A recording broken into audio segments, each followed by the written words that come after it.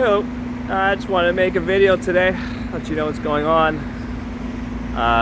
Ukraine, the refugees, everything else. I think a lot of this will be about for Ukrainians specifically, but also ways you can help.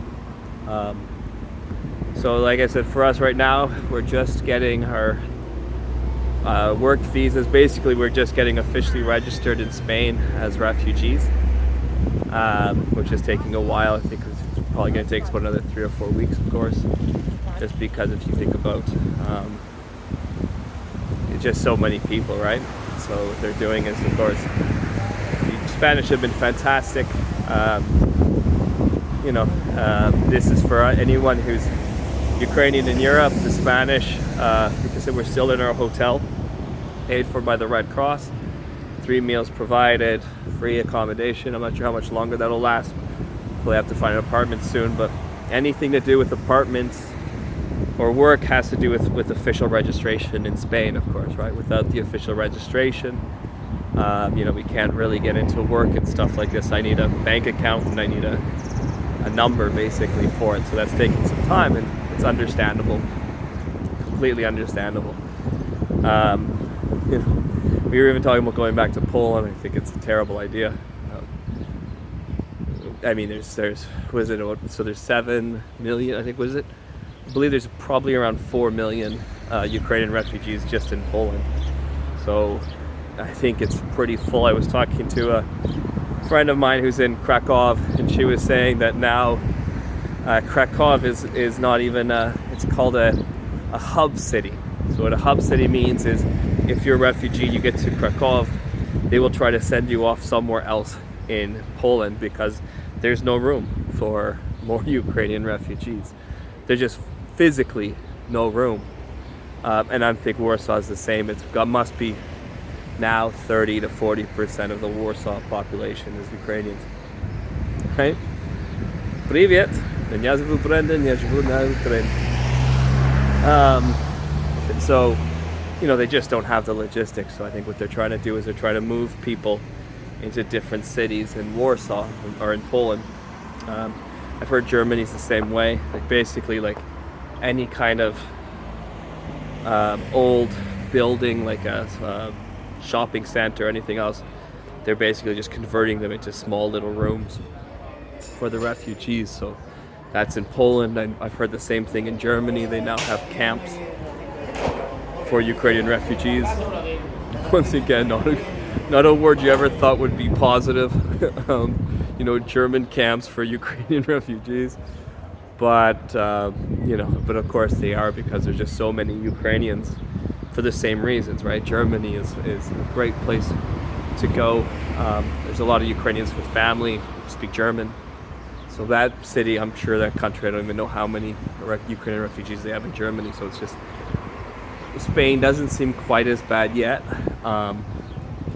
The other thing is for people, Ukrainians watching this, one of the things about Spain is Spain has some of the best public systems in the world, or in Europe and in the world. So like I said, we had to get some very expensive medicine last week. Usually this medicine costs between 200 to 300 euros.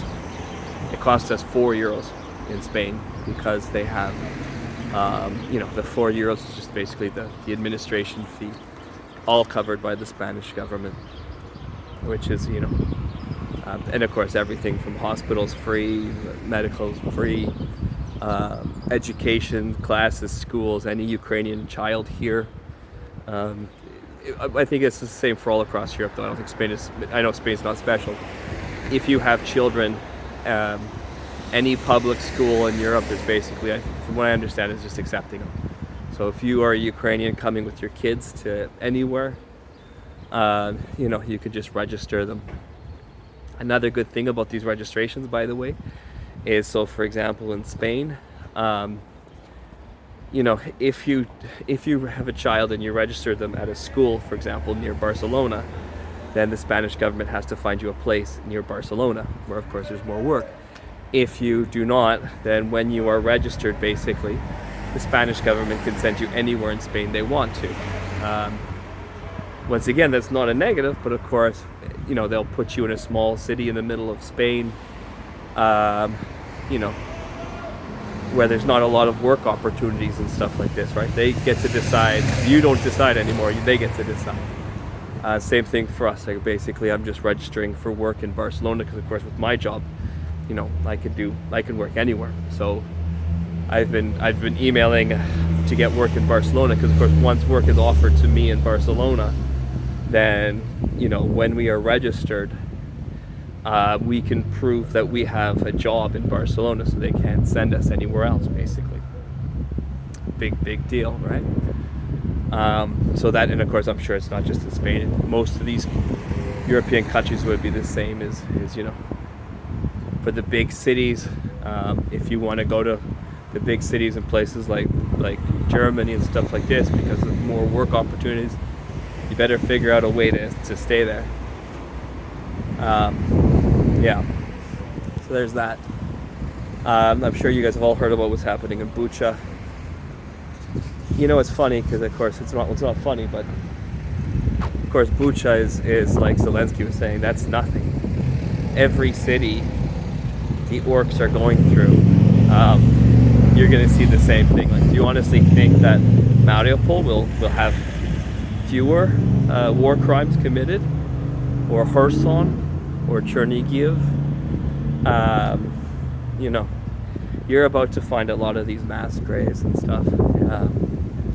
To be honest, it's just you guys are surprised. It's how the Russians do military. They did the same thing in Chechnya. They did the same thing in Chechnya. The same thing in Syria. Same thing in Afghanistan. They have always been war criminals. Right? They did the same thing in World War II. Right? Half of the women on the Russian side of Berlin were raped by Russian soldiers. Right? Why are you surprised they're still doing it? They do not recognize international military law. Never have. Never do. Right? So, you're surprised by it. It's going to continue.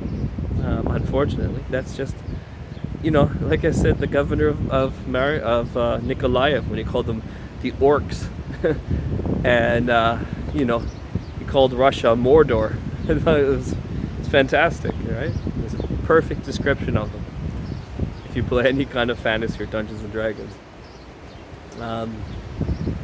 But yeah, so one of the things you should be, if you really worry about this, of course, is what I would say to you. I have some websites on my Facebook and stuff like this, and I'll post this below.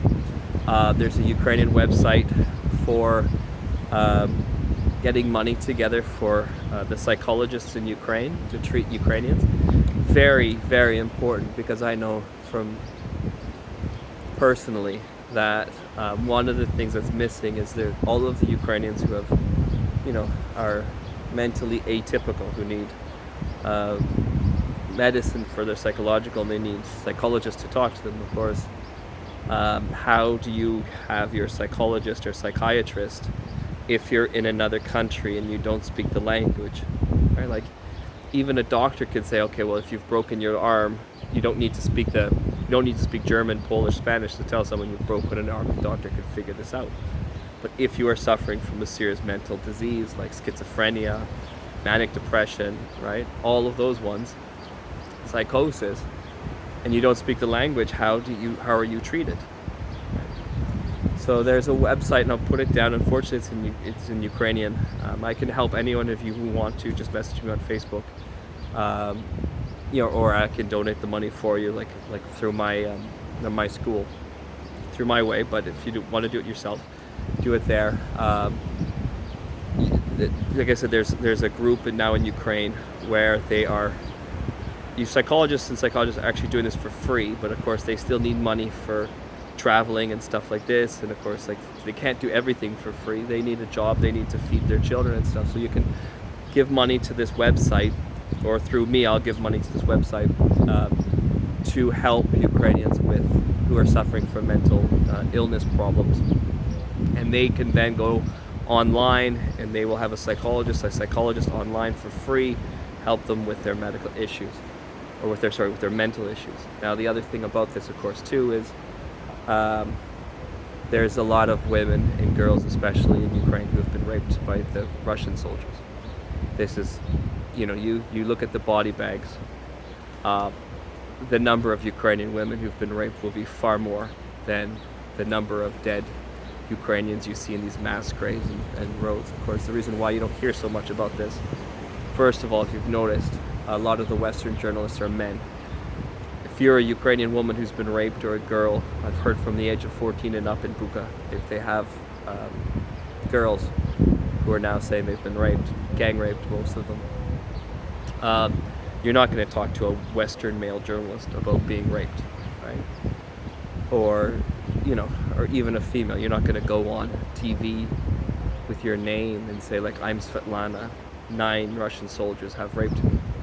So all of these things I know of is from friends of mine in Ukraine, or from friends of my wife, secondhand stories, because of course that's the only way you're going to hear these stories is one of these women telling someone else that they've been raped, and then that person saying, okay, well, I know women who've been raped. Now, of course, those women need mental help too. They need psychologists, they need psychiatrists too. And that is actually what a lot of this website, what they're spending their time on. So like I said, it's a very, very important donation, because this month is sexual assault month, right? And I mean, I'm sure we're in the thousands of Ukrainian women who've been raped in Ukraine. I can guarantee you that at the end of this war, the war crimes the United Nations just went to talk about Bucha is just a tip of an iceberg. So, like I said, I'll put the website down below. If you can figure out how to send money, if you can't figure it out, I'll help you. If you want me to do it, just send me the money and I'll do it myself. But that's really what I want to put some money into. Yeah. Now, talking about the war, of course, we've seen now Kiev is they've pushed them out of Kiev. If you are also Ukrainian, we're not going back to Kiev for a while. And of course, Klitschko, the mayor of Kiev, has also recommended that any of these cities that have been liberated do not go back, for many reasons. I know you want to go back, just like my family, we want to go back, but what are you going to go back to? There's no supplies, no food. We can't bring another 1 million people into Kiev right now when there still isn't enough food or medical supplies for the people who are there. And of course, there are in every one of our cities there are missiles, bombs that have not been exploded, everywhere. So the infrastructure, the electricity, they're struggling just with the number of people they have in the city now to try to get some kind of normalcy, but this is going to take a long time. Not even including places like Kharkiv. Another 50 shells from last night. The orcs of Russia. And on that note, anyways, at least I've got a beautiful day in Spain. And I'll send you guys some messages later about what I'm doing in terms of work and stuff like this. So, ciao for now. Talk to you later.